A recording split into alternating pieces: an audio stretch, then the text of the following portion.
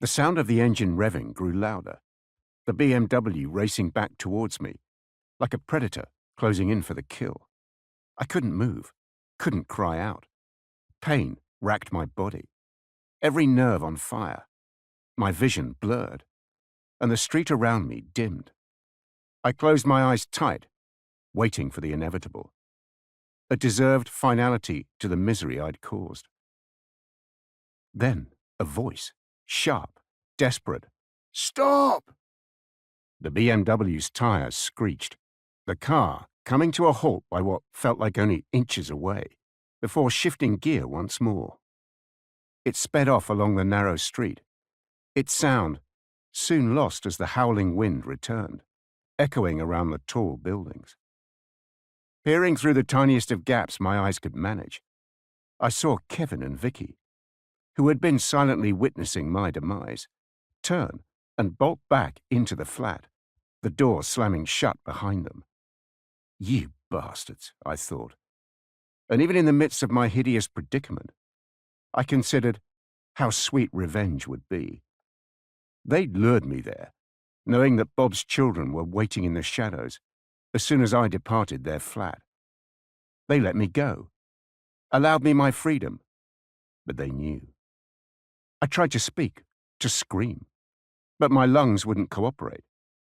My breath came in short, ragged gasps.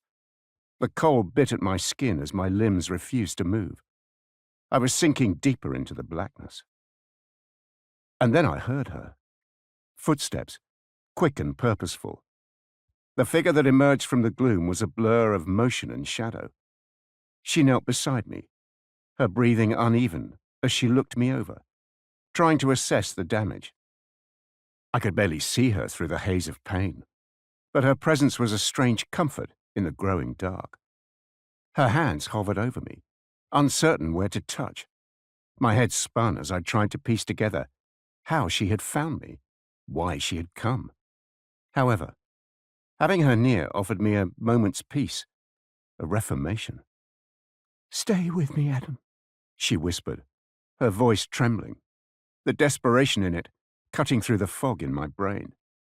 Her hand gripped mine, pulling me back from the brink, anchoring me to the world. I tried to respond, but the pain swallowed me whole. She leant closer. "Who did this to you?" she asked, her tone soft but insistent, searching for answers. Through the haze, I endeavored to form words, my mind barely functioning. The names tumbled out, a jumble of thoughts and half-conscious mutterings. "Vicky, Kevin," I croaked, each word burning in my throat. The taste of blood was thick on my tongue. "Nathan, Belinda, Bob's children." I sensed her tense beside me, her grip on my hand tightening. "What are you saying? What about them?" My mind swam, fighting to stay afloat as more names flooded in. "Luke, Sandra, the business. Every single person has betrayed me." It all felt so distant now, slipping further from my grasp with each passing moment. "You need to stop them. Retribution." The woman's voice broke through again, but I couldn't focus. Everything was blurring. The street, her face. The sharp edges of the world around me began to fade, softening into a void that pulled me under. I was losing the battle, slipping deeper into the abyss. Then her voice again. It grew louder, more urgent, but her words were garbled now, distorted by the pounding in my head. She asked me something, but I couldn't make it out. All I felt was her hand on mine, and her breath close to my ear. She spoke softly, almost a whisper, a promise. Something inside me knew it was important, that those would be the last words I ever heard. But I was unable to process them, couldn't hold on to the meaning. All I could do was sink.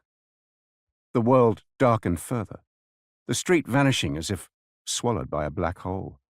The pain dulled, replaced by a strange numbing sensation that spread through me. The sirens in the distance grew closer,